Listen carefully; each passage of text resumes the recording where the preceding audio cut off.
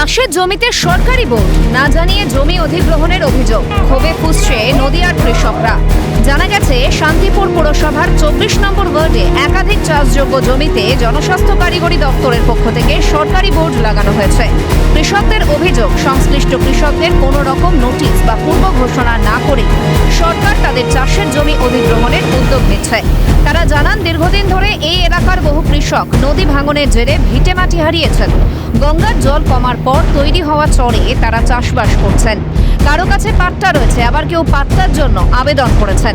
সেই অবস্থায় আচমকাই জমিতে সরকারি বোর্ড দেখে ঘুম উড়েছে কৃষকদের। আমরা রয়েছি শান্তিপুর পৌরসভার 24 নম্বর ওয়ার্ড সূত্রাগড় চর। আর এই চর এলাকার যারা কৃষক রয়েছেন তাদের জমি রাতারাতি দখল করে নিচ্ছেন রাজ্য সরকার, এমনটাই অভিযোগ। আমি একটু দেখাতে বলবো যেখানে সরকারি সাইনবোর্ড লাগানো হয়েছে। এই জমি জনস্বাস্থ্য কারিগরি বিভাগ পশ্চিমবঙ্গ সরকারের তরফ থেকে এই বোর্ড লাগানো হয়েছে। আমরা দীর্ঘদিন এই জমি চাষ করে আসছি। হঠাৎ কয়েকদিন আগে দেখলাম যে কারিগরি দপ্তর থেকে এই জমির উপরে বোর্ড বসিয়েছে। আমাদের বিভিন্ন রকম ফসল চাষ করি, সর্ষে, মুসুরি, গম, ধান এবং আখ। আমরা এই ফসলের উপরে আমাদের রুটি রোজগার। আমরা এখানকার আদিবাসী সম্প্রদায়ের মানুষভুক্ত, আমরা ক্ষেতমজুর এবং এই সামান্য কিছু কিছু জমি নিয়ে আমরা চাষবাস করছি। আজকে মোটামুটি তাও ধরো মনে 30-32 বছর পর আজকে কি করে রাতারাতি এসে এরা এইভাবে গজিয়ে গেল, আমরা তো এটা বুঝতে পারছি না। এখন আমরা চাচ্ছি যে আমরা জমি তো ছাড়বই না, এটা তো প্রথম কথা। দ্বিতীয় কথা হচ্ছে, যদি আমাদের সঙ্গে কোনো রকম কোনো আলোচনায় আসে তো খুবই ভালো, আর যদি আমাদের সঙ্গে আলোচনায় না আসে তাতে যতদূর যাওয়ার দরকার আমরা ততদূর যাব। এর জন্য লড়াই আমরা দিচ্ছি, আমরা দেব। কৃষকদের পাশে দাঁড়িয়ে আন্দোলনের ডাক বিজেপির। রানাঘাট দক্ষিণ সাংগঠনিক জেলা বিজেপির মুখপাত্র সোমনাথ কর বলেছেন, কৃষকদের না জানিয়ে কোনোভাবেই জমি অধিগ্রহণ মেনে নেওয়া হবে না। প্রয়োজনে বৃহত্তর আন্দোলনের পথেও হাঁটবেন। এই চর বন জঙ্গলে পরিপূর্ণ ছিল, কৃষকরা কিন্তু এই বন জঙ্গল কেটে পরিষ্কার করেছে। এই সমস্ত কোদাল দিয়ে দিয়ে উঁচু নিচু জমিকে আজকে সমান বানিয়ে শস্য শ্যামলা জমি বানিয়েছে। আজকে সেই জমির ওপরে তারা চাষাবাদ করে খাচ্ছে। আজকে দীর্ঘদিন ধরে, কয়েক দশক ধরে সেই জমি, আজকে যাদের দিন গুজরান এই জমির ওপরে হয়, সেই জমির ওপরে হঠাৎ করে পশ্চিমবঙ্গ সরকারের জনস্বাস্থ্য কারিগরি দপ্তর এসে আজকে রাতারাতি বোর্ড বসিয়ে দিয়ে গেল, এবং দিয়ে তারা এই জমির আওতাধীন, তাদের আওতাধীন বলে তারা বোর্ড বসিয়ে দিয়ে গেল।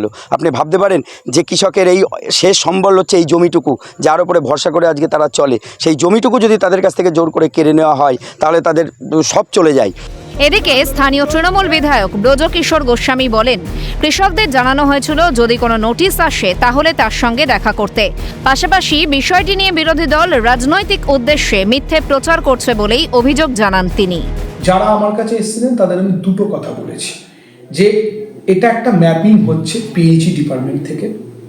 যদি আপনাদের কাছে কোনো নোটিশ আসে দেখা করার জন্য বা কিছু করার জন্য, আমাকে নিশ্চিতভাবে জানাবেন, এবং আমিও আপনাদের পাশে থাকবো যাতে আপনাদের জীবন এবং জীবিকার কোনো অসুবিধা না হয়। এটা আজকে রাজনীতি করা হচ্ছে। আমার কথা বলাটা পরিষ্কারভাবে আমি বলছি, আমি এই কথাটা বলেছি আমার দলের কর্মীদের বলেছি, আমি সার্বজনীনভাবে এই মন্তব্য করিনি। কোন রকম আলোচনা ছাড়াই জমিতে সরকারি বোর্ড লাগানো সম্পূর্ণ বেআইনি বলে অভিযোগ তুলেছে বিজেপি। এই সরকার দেউলিয়া হয়ে গেছে আর চোরের সরকার। সেই কারণে ওই জমি দখল করে বকলমে ভাউচার কেটে জমি অধিগ্রহণের টাকাটা নিজেরা পকেটে, নেতারা প্রশাসন ভাগ করে খাবে, আর গরিব মানুষকে উচ্ছেদ করে যারা ওই চর জমি দখল করে দীর্ঘদিন 20-30 বছর ধরে তারা খাচ্ছে, তার জমিতে অধিকার আছে। খেসারত পেলে জমি অধিগ্রহণ করতে গেলে তার টাকা কৃষকদেরই পাওয়া উচিত, তা না করে এইভাবে রাতের অন্ধকারে জমি চুরির ব্যবস্থা করা। রাজনৈতিক চাপানুতোর তুঙ্গে, তবে কৃষকদের যে দাবি, তাদের এই জমি তারা ছাড়তে নারাজ। অর্থাৎ এই জমির উপরে তারা নির্ভরশীল, দীর্ঘদিন ধরে এই জমি চাষ করেই সংসারে বা পরিবারের সদস্যদের মুখে দুমুঠো অন্ন তুলে দেন। সেই জমি যদি সরকারিভাবে অধিগ্রহণ করে বা দখল করে, সেই ক্ষেত্রে কিন্তু তারা জমি হারা হয়ে পড়বে। সেই দিক থেকে দেখতে গেলে অনাহারে পড়ে যাবেন বেশ কিছু কৃষক পরিবার।